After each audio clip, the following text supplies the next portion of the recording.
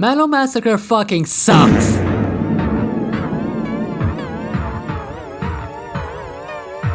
As a developer, I think it's safe to say that Metal Massacre is one of the worst games I've made, if not the worst. And it's not just one issue, it's a cesspool of mistakes that contribute to this being one of the most unfun RPG Maker games you'll ever play on your life. And today I'm gonna break everything down and show you exactly why I resent this game so much. So, before we start, what is Metal Massacre?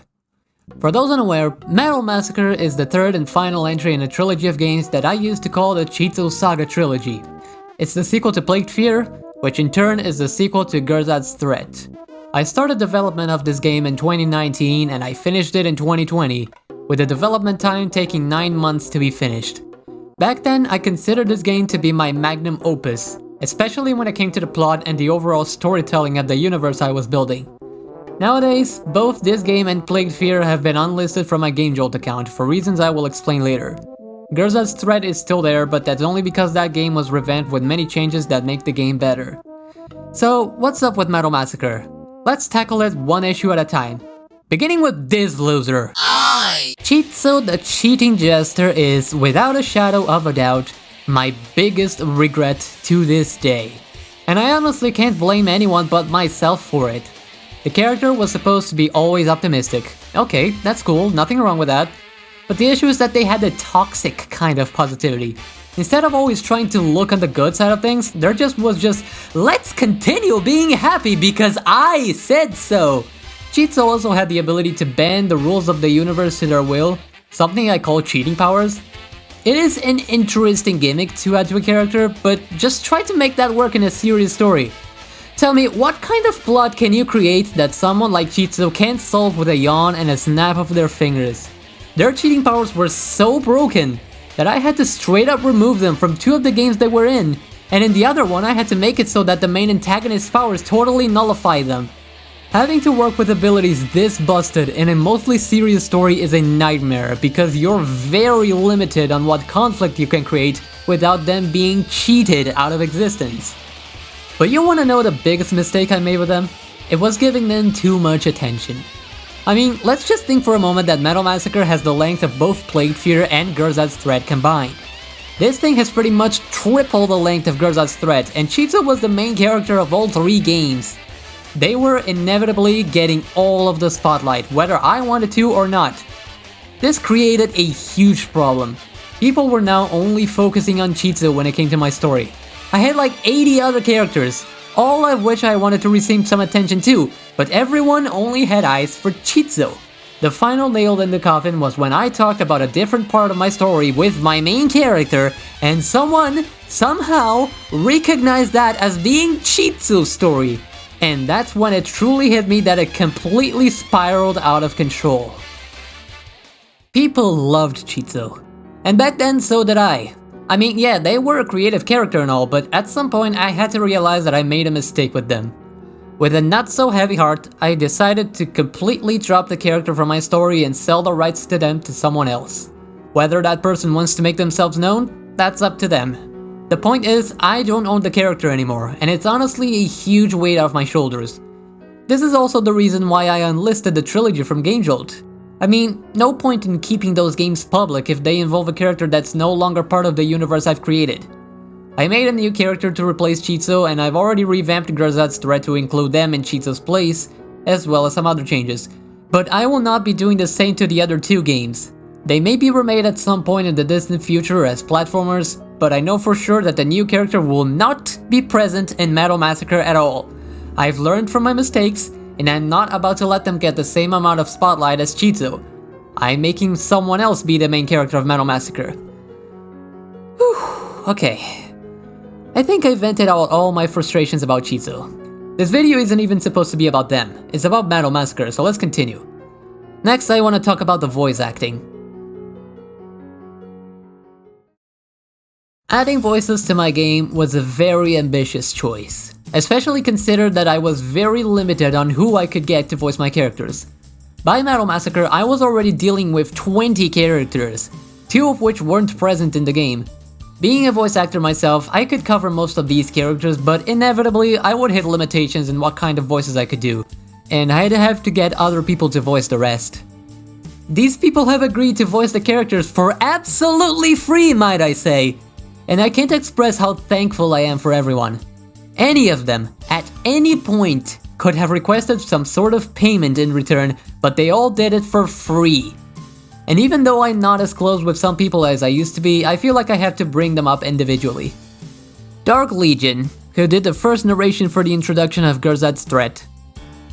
Stixie, now known as Ratis, the first voice of Rupin. M7, the current voice of Rupin.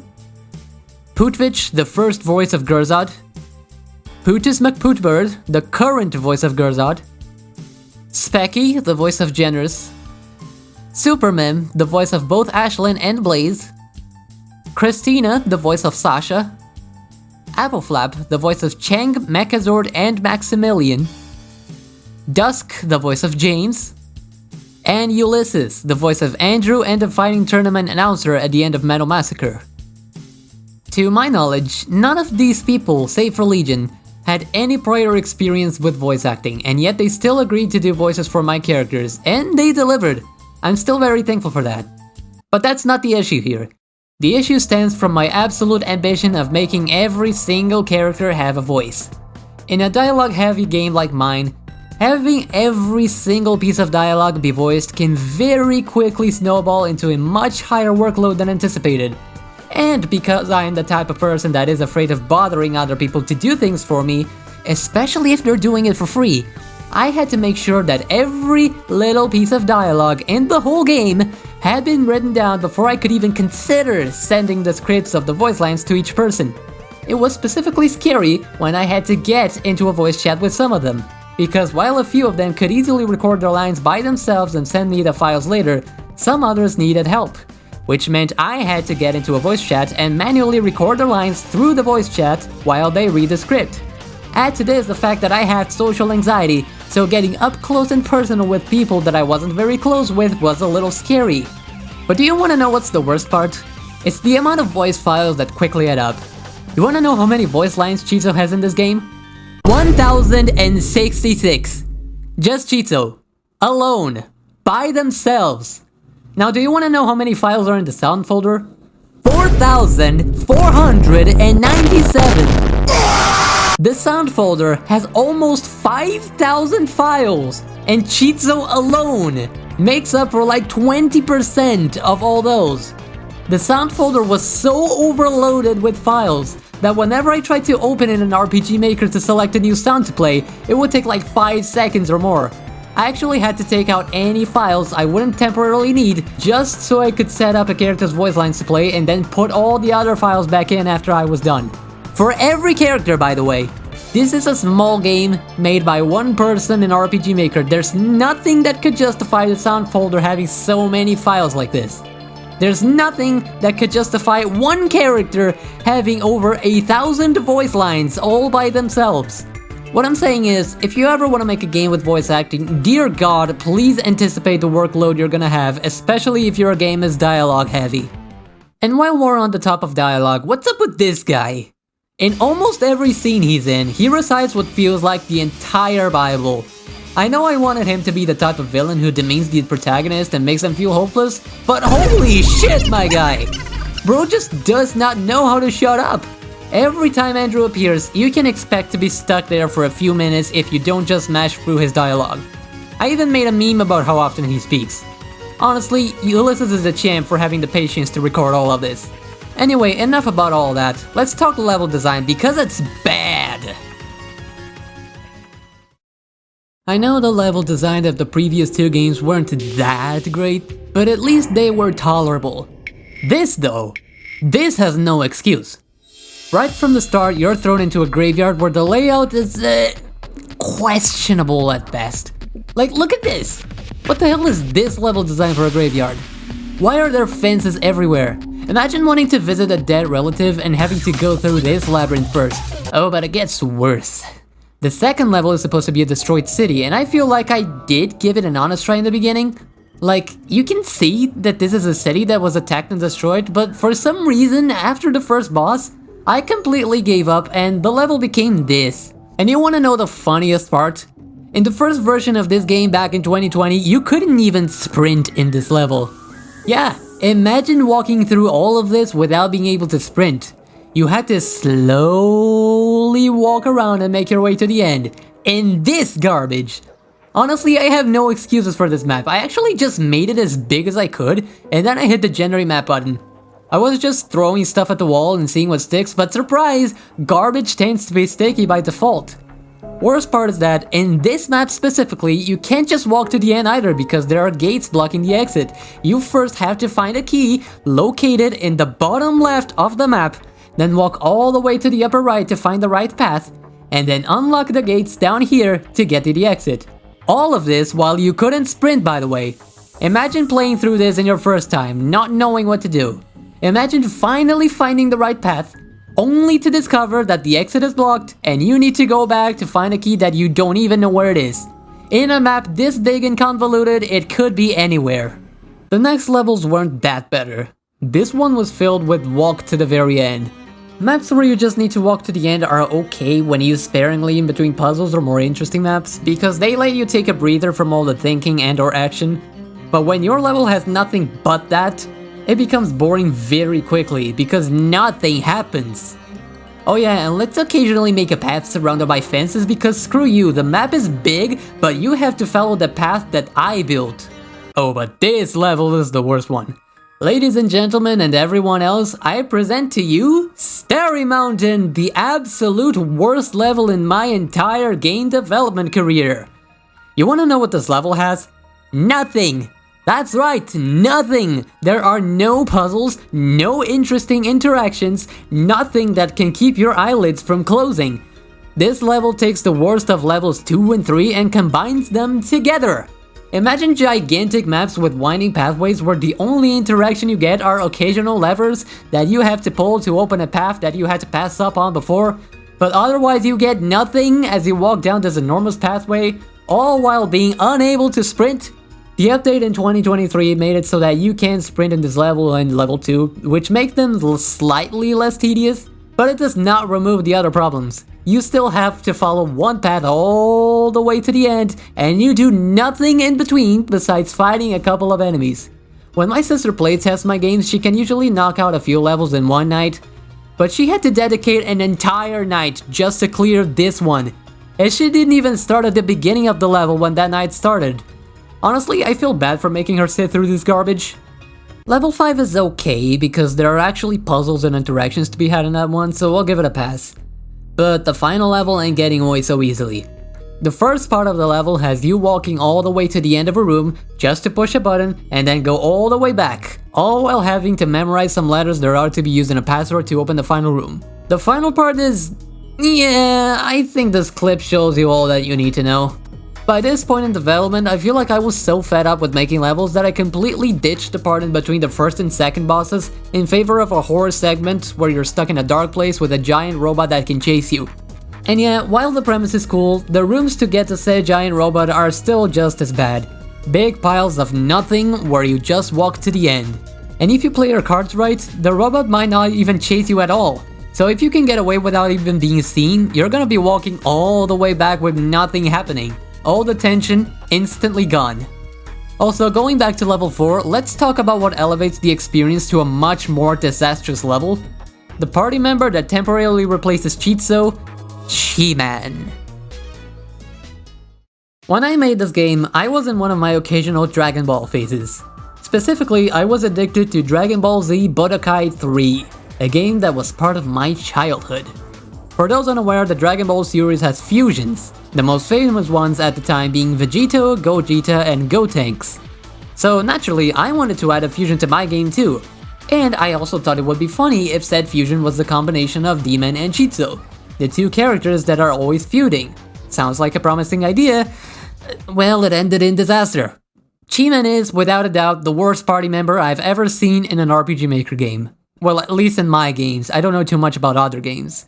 This thing is the reason why you don't combine a reckless damage type with a support healer and hope for the best. Their abilities suck, and here's why. Fiery Breath. Okay, a fire counterpart to Cheeto's Frosty Breath, not bad, especially since most enemies in this level are snow-themed. Brimstone Therapy. Heals a party member to full health. That sounds incredible. Yeah, but it can also straight up poison them. Imagine wanting to heal your friend and just being like, hey, by the way, I'm also going to poison you for no reason. You're welcome. Some of the characters in the party break faster than glass, so poisoning them on top of everything else is just looking at a glass window and swinging a sledgehammer at it. Double Edge increases a party member's attack, but lowers their defense. Okay, eye for an eye, but remember that some people die a little too quickly. Defensive Tactics, the same thing but the opposite. If you use both of these abilities on the same character, they cancel each other out and you wasted your time. Forceful Awakening revives the party member at half of their maximum HP, but it might also confuse them. Imagine the support character reviving you in the middle of a high-stakes fight, but he also gives you a bad status effect. This could end in disaster for your entire team. Use of Force revives a party member at full health, but Cheeman has a chance to just straight up die after using it. Nothing else, just drops dead. And then we have their ultimate, Deathbringer. This one deals immense damage to everyone in the fight. And when I say everyone, yes, I do mean everyone! While this guy is in your party, you are not in a situation where you can easily recover from a team-wide damage output like this. No one in the party has an ability that recovers multiple members at the same time, and Cheeto is not here to use their ultimate, which does exactly that. You have to manually heal one by themselves. Oh, but it's one thing if that massive team-wide damage is dealt by the enemy. It's completely different if it's dealt by an ally, because that means the enemy hasn't attacked yet. Cheeman is usually the last party member to move, so you don't even get a moment to recover from that, and the enemy attacks right after. I even added an achievement for having someone die to this. I don't know what my thought process was when making these abilities, but if I were to guess, it would be something like, Cheeto is a support type that focuses on their teammates, and D-Man is a brutal attacker. So obviously, a combination of the two must be to brutally attack their teammates. That makes too much sense.